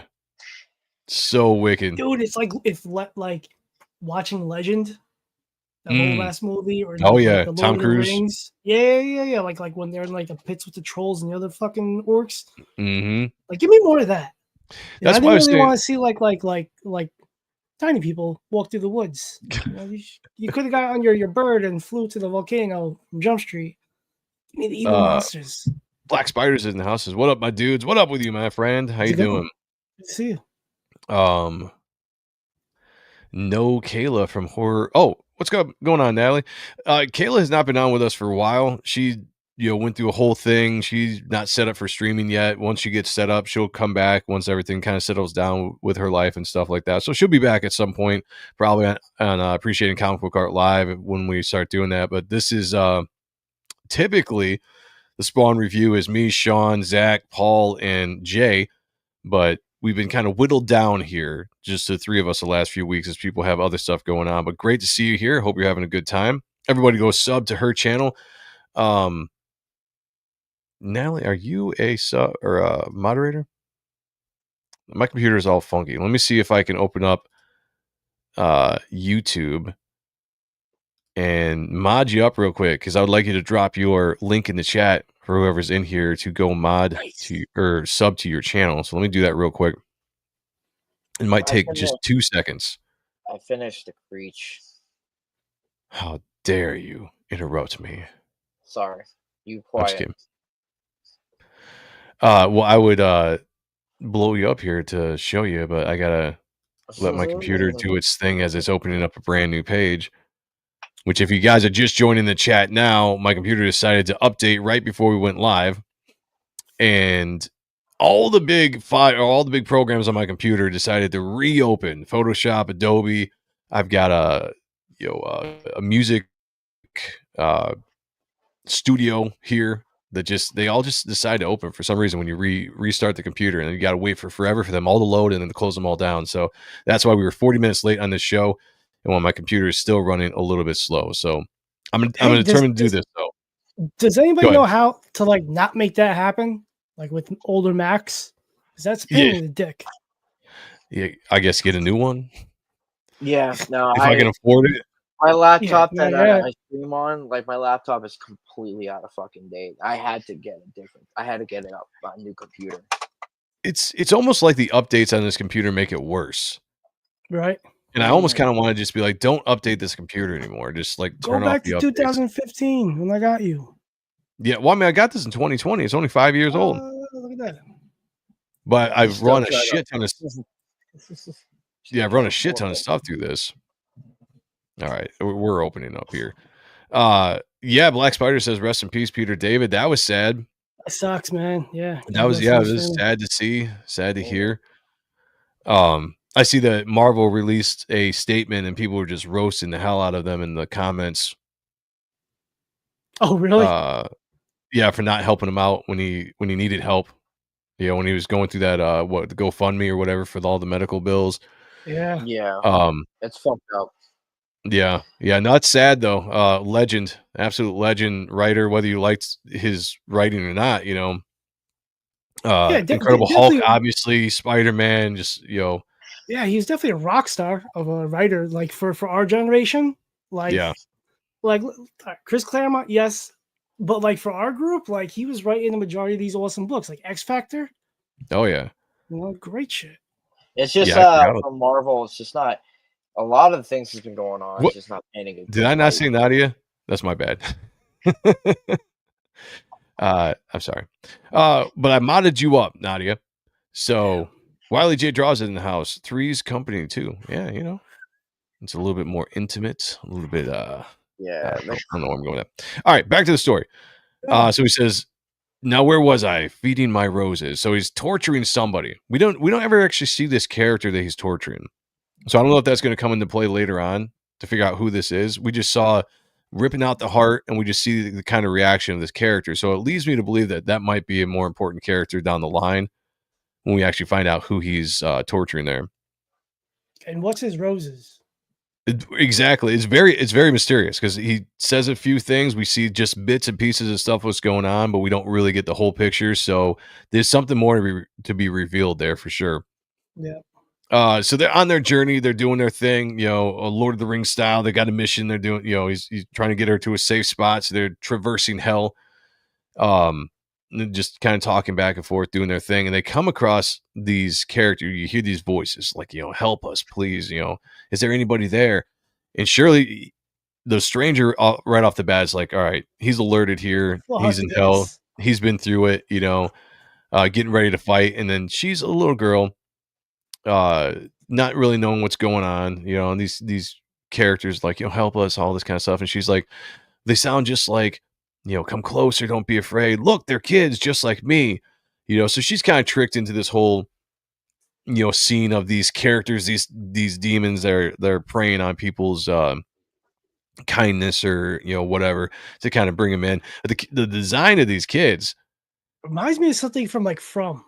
Or could be from. Oh, yeah. Like, I want to talk to these guys and be like, where were your inspirations for all these different characters in hell when you're doing this book? Because there's so many different unique designs within the part 1 and part 2 of The Curse of Shirley Johnson that is just so good. It kind of has that feeling where you're like, I've kind of seen this before, but I don't know where. But so it has a unique aspect to it. And I'm just like, I think that's why I'm so into this book. It's just visually, besides the story is really good, but visually just, I'm loving it. Just it's hitting in all the right spots for me, Yeah. And she's all kind, and she talks about this whole thing like kindness. She's like, hurry up, let's go help them. And she's like, kindness. As this guy's like, no, get back. She's like, I was taught that kindness is what makes us special. And he's like, and those aren't kids. The reverse silhouette in the page. That's awesome. Yeah. And you know me, I love silhouettes and reverse silhouettes. Yeah. Love them all. And you pull back and we see this reveal of this sick, like samurai spider, I don't know what it is. Yeah, spider broad. It kind of has like that samurai kind of like hairdo. It's what separates us from monsters, what makes us better. And you just see this just wicked creature. Oh man. This was just some dope stuff. Love it. He's like, they're not kids.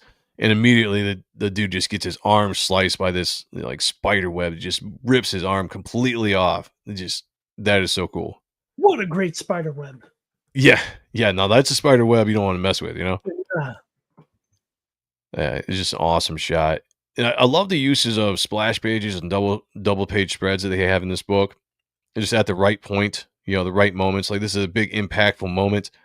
And to lead to just this, you don't need much words on it. You just, as he's kind of faithfully finishing his sentence of like, they're not kids, as his arm is just ripped. Oh, that's the first time I noticed that. He's got kind of like the spawn, or at least a skull. Yeah.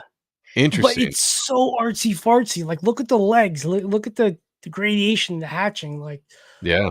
The splatter. This is such a beautiful book. I think this is probably my my favorite book. Favorite number 1 of, I guess, for the year so far. Yeah, no, I'm right there with you. Even last year. Black Spider says, cool looking, or looks like King Robin. Okay, I'd have to check that out. Oh, okay. Okay, so what did I say then? What did I call you? So I called you the wrong name. Oh, okay, I called you Nadia. Natalie. All right. Still calls me that too. Okay, all right. Well, my bad. I'm horrible with names, you know that. But I recognize your face. I know who you are, and I appreciate you chilling with us. And if you do, I modded you up, so drop a link in the chat. If you guys do, she talks some really awesome. If you guys like horror movies, go sub to her channel. Really good conversations over there. And I do believe that Kayla was on with her every once in a while there as well. Oh, sweet. So we get this is the showdown now. Like her hero was taken out, the character that was protecting her, and now she's kind of on her own again, to her own fault. She kind of ran right into this trap, got him injured. as she is taken off, and he's just like, they'll kill her. I can't, not her too. As so, I mean, he's got some trauma here. Like all those people were killed. He's kind of starting to get an attachment to this girl. Is he's crawling towards his arm. He's like, I gotta get up. Then back to Shirley Johnson is. This was the day I realized how wrong I was about kindness. So again, we're kind of pulling the. Hold on a second. I'm dying. What the hell? What is going on? Oh, yo, what just happened? If you want Joe to live, send $50 super chats right now. Like, this motherfucking probably has a Charlie. I hope it's a Charlie horse and not a heart attack. Bro, Joe, you need me to call your wife? Oh, that hurts so bad. But look, there he is. I'm good. But all right, $50 super chats. There you go. Oh, let's get that crap away. Fuck. Wow. Okay. I can't. He's like, Sean's over here. I gotta get up. Gotta help Joe. Not again. Not again. Fuck, that hurt. Okay. Yeah, it was a cramp in my fucking calf there. Okay. All right. But regardless, send $50 super chat. I'll still take the money. Yeah. Help me out. Okay, so he's crawling towards his arm, trying to get his sword. It's like, I gotta get up, gotta help her. And she's like, kindness, all this stuff. You were stripping away this whole thing. Like, you are systematically killing the character that she was. Everything that she learned in life, being kind, all this kind of stuff is slowly being ripped away from her, right? And then we get this, just as he's yelling no, and we get this end to the book that's just fantastic. As you get Shirley Johnson absolutely impaled, Queen Alien style. Like in the Creek Volume 3, 2. Yeah, Volume 2.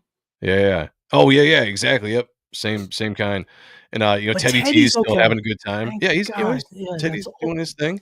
That's my dude. Like, I'm gonna rock with you, man. Like, I hope he doesn't get hurt or ripped apart. So, yeah, that's gonna be sad if they destroy Teddy T. I'm not gonna lie. Yeah. Oh, and who knows? Maybe they'll do that, and that'll be the catalyst for her to kind of take another step in her progression. Every character's got to lose something. Teddy. Yeah, because you're building Teddy up to be like her. Like that is her. That's her guiding light. Like that's her safety blanket and all that kind of stuff. You take that away, you might mature that character pretty fast to have that one thing that she's holding on to that she still loves, and then she trusts and she needs. Says kindness without power is the one-way ticket for being erased from existence. So we were talking earlier where the stranger said, you get killed here, you get killed forever. And it ends on this beautiful cliffhanger of this character that we just gotten introduced to, and we are loving as a new character, including Teddy T. Shout out to Teddy T, as she is impaled here at the end of the book. And then we just kind of goes black there. So okay, 2 special notes. One, yes, Sheldon Martin. Oh no, Joe! Quick, everybody! Only back in Type 1 will help Joe. See, do it. But that's also, true. That is true. Todd should make a Teddy T fucking Teddy. Oh yeah, that needs to happen. Okay, maybe it's not easy. I don't know. I don't fucking make toys or teddies, but I would just assume like you got buttons, you got fucking material, you zip up shit, and you stuff it with fucking stuffing. Think of the return. Absolutely, yeah. Yeah, that was a hell of a cramp. It did not feel good. But yes, he should do that. Make some money. So we get a cool shot here of issue 2's cover. And you got just I don't even know if we established what this character's name is. I don't think we found out yet. Yeah. But you obviously see what's kind of going on here. July. Where does it say that? Right in front of you. Joe. What? Scroll down. You're going on the wrong way. What? The other down? Oh, okay. Sorry. Well, I couldn't see it. There. It says. Well, you guys can probably see it because it's probably not. It's going slow for me. Oh, don't make us defend you. I like it. Right? Okay, so this is going to be a bi-monthly book then. That sucks. But If they're okay. giving us 44 pages though per book, I mean, Hey, that's not too bad. I'm with it. You I know, don't I don't I just mind. like this book that much, though. Oh, Like of all the yeah. again, I'll say it right now. My favorite number one in the past year. Oh, hands Great down, art. Yeah. hands down. Matt LaRock's in the house. Hail. Rick said streaming is rough. It is, man. You get cramps. You know, your butt starts to hurt. There's so many things. I don't know. You know, feel sorry for send us money. Super chats. Eric said the swordsman name is the Stranger. Ooh, Isn't that what I keep saying? Ooh. Or did I not say the Stranger? I don't remember. Oh, You might have. the Stranger. I get what you're Yeah. saying. Stranger, Yeah. danger, stranger. Uh, Or he could be the stranger from Resident Evil 4. oh, there you go. Or the You remember stranger when you the sit on your merchant hand, guy? you know, The it merchant gets all guy? numb. What do You know what I'm buy? saying? Old school. So I was not able to get the McFarlane cover, Pissed. but I wanted to get the black and white McFarlane cover. This is the one I saw, I think, when they first started advertising this book. I love it, you know. So look, I love Billy. Billy's going to come back into play in this story. He cannot not, right? Like it's got to So- happen. What's up? We are going to start to see fucking cosplayers doing this character. They're gonna have their Oh, teddies. They're gonna yeah. have, I love Billy. You know, fucking Oh, yeah. poster shit. Let's do that. Yeah, I could definitely see that as well. Yeah. I think that'd be weird. Cosplaying as her, no problem. But kind of like if I'm seeing shirts. That Oh say, yeah, like, you know, I wasn't thinking that through. Oh, I wasn't I'm thinking gonna that be through. like, You're right. Yeah, no, that's you are fucking absolutely right. weird. You Like are absolutely Billy King, right. like 2025, Billy Kincaid was right. Like, what the fuck? Right. I was not thinking it through. Thank you for but there's some weird fucking people out there, so I'm sure Yeah. somebody might do it, you know. You're like, Image on Fire first. Battle Beast. No, Shirley Johnson. Marvel can learn something Yes. from this. That's a fact. And by the way, Thursday, Hot and Stuff, 8 p.m. We're going to be looking at Battle Beast #1 with Phil. who? Phil Blaine? Or Yeah. I forgot our guest. I'm going to hell. What's going on, Paul? Good to see you, brother. Oh, Patrick Blaine. Patrick Blaine. I was gonna say I knew it wasn't Phil. Yeah, Patrick Blaine. We're gonna be checking that out. So definitely join us for that. All right, guys, because I started so late, the show is ending late. Let's go through this. I think we all know what we're gonna say here, but starting with Sean here. Before we get to the finished. Loved it. I was excited 3 years ago when they first announced no home here, and then you know, I'm glad it's finally out. It's my favorite book in the past year, #1 wise. First new issue. I'm just excited. Like this is definitely. I am on board with this team. I am on board with this book and this character, and I can't wait to see what or if it has to do with Spawn. Probably 400. Like if we're gonna go somewhere with it, 400, 375, okay, but 400 is fucking impactful. And like this kid's probably gonna either take over hell or earth or heaven or whatever. But this is the fucking book of the year. I hope they do something significant with her for sure. What's your rating? You know what it is. I gave it a 10. A 10. A fucking 10. Mm-hmm. Yep. So yeah. So buy the digital when it comes out at midnight, and then go out to your store and get the physical, because help these not help, but like show that we support this book, this like real good books. Like we haven't all agreed or really liked most of the subsequent other spin-offs, which are fine, but this is a fucking book to back. Like this is, it feels good because you read some of these other clan books and you're like, You're like, it was fine. It's okay. I support you, Todd. But, this is fucking fire. Like, I support you, Todd, but that was super chat, motherfucker. Yeah. Oh shit. White Eastman, my man, for $5 says bananas or kiwis help prevent Charlie horses and nosebleed. Charlie horse. You know what I'm saying?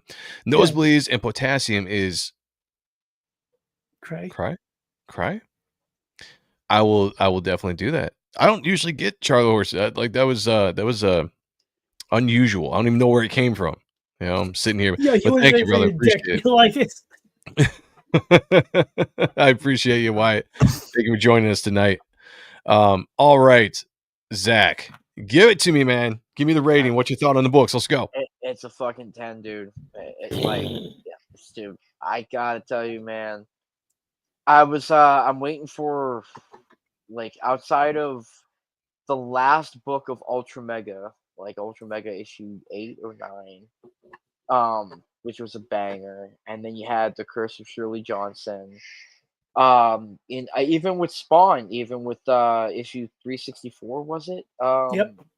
Issue 364, coming out, that's just in the world of Spawn, it's a big deal. All Spawn fans know that these two books, they're kind of a big deal now. Like they're going to be banger key issues. And just like in the regular in indie comics, like I'm checking out a lot of these books that are coming out and hitting the shelves. A lot of these books are really, they're coming in full strength. It's nice to know I can keep, and I said it before, I love, going to the comic shop, and even like my regular pickup books are like bangers, dude. Like they each deliver something that it's great. I'm just glad to know that like I can open up a comic book and then I can see a character that I really like not wear a T-shirt that says "Ask me about my feminist agenda" or like some dumb shit like that. It's like comics are just being comics. Like it's great to fucking see this stuff. So it's a 10. The storytelling was beautiful. Pacing was great. Great introduction to new characters and old characters, and finding a way to mesh it together. Just not what I had in mind to expect. It was great. I also finished The Creech as well. I gave it a 10. A 10. A fucking 10. Jumping ahead just a little bit. Hold on. Let me give my no, I thought it was amazing. This is a book I've been anticipating for a long time, ever since it was announced, ever since I saw the art that they would drop and they would tease out there. When we heard some of the concept from Thomas Healy when he was on the show last year talking about this, what was coming up with the story, I was all in. And after some of the disappointments that we've seen with Rat City and Sam and Twitch was okay, Medieval Spawn was okay. They were fine books. Gunslinger, Tales of the Deadly Gunslinger was fine, but nothing that really grabbed me like the main book of Spawn had done. And that's where I judge everything by, is the main book. Are you gonna give me the kind of feelings that does?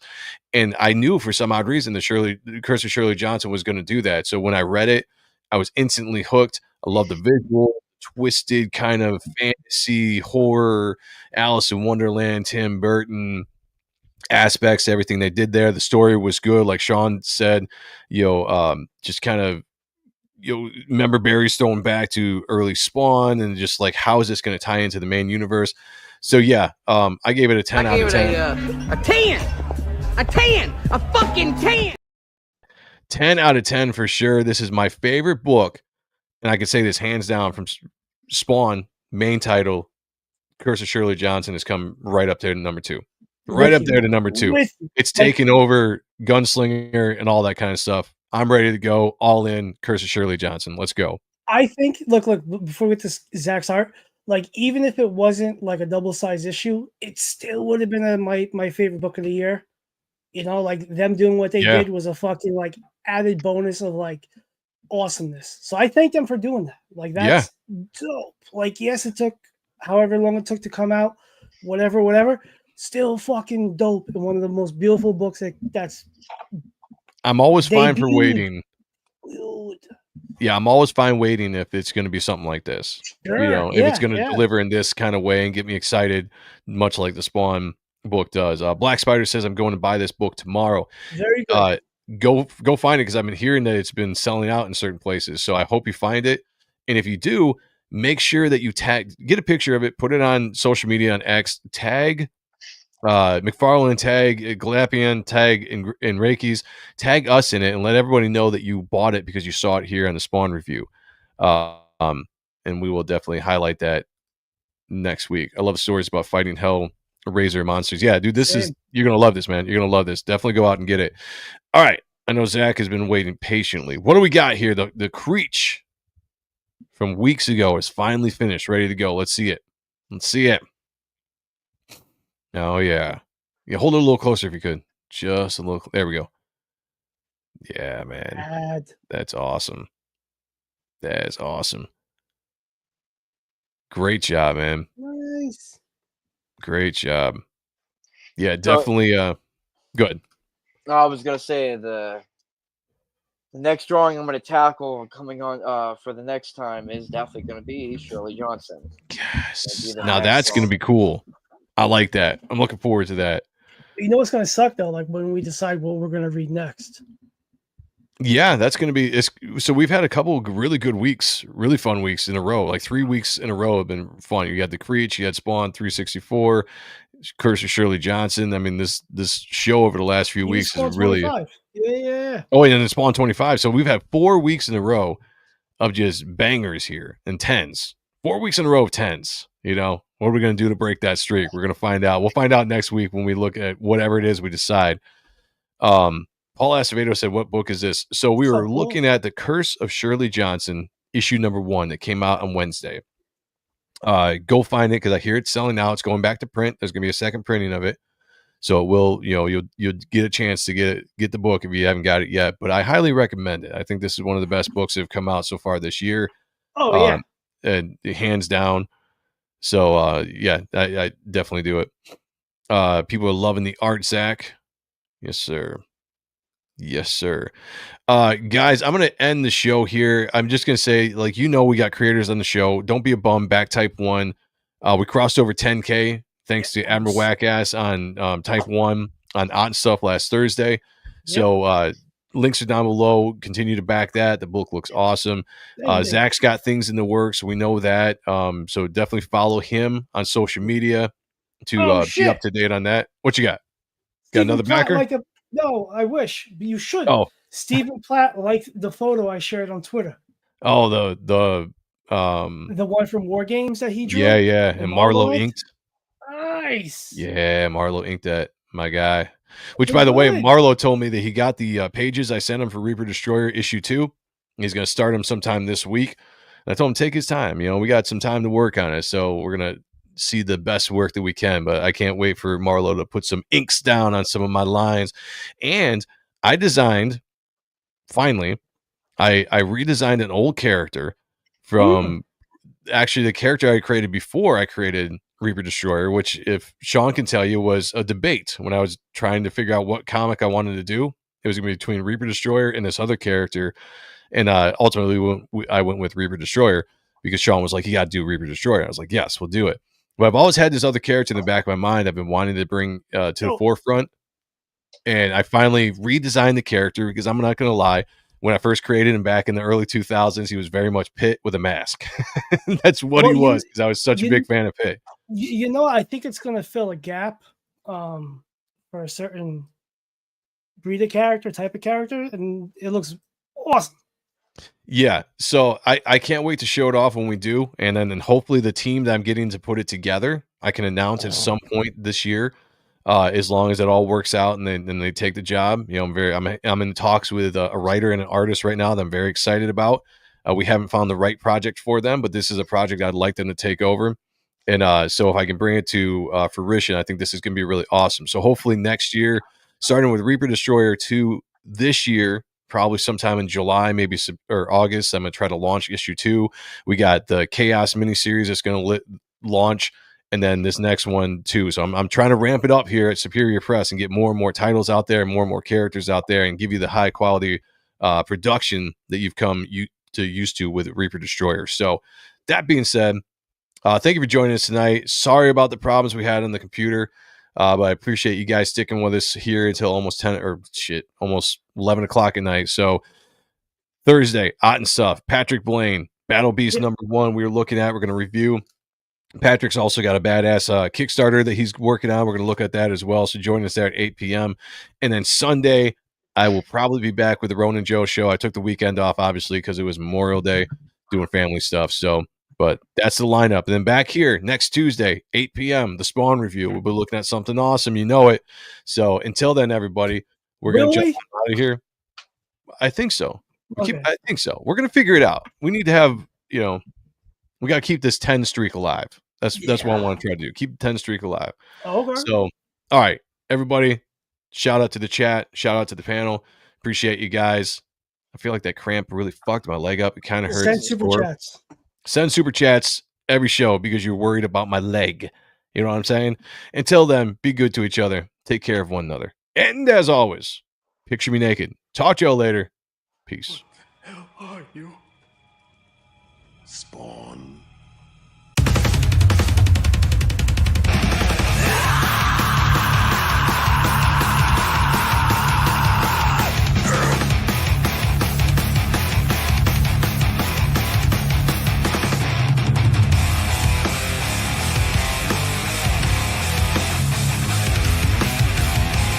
You sent me to hell, Jason. I'm here to return the favor. I'm feeling strange, trapped in the grave. All alone, I run in my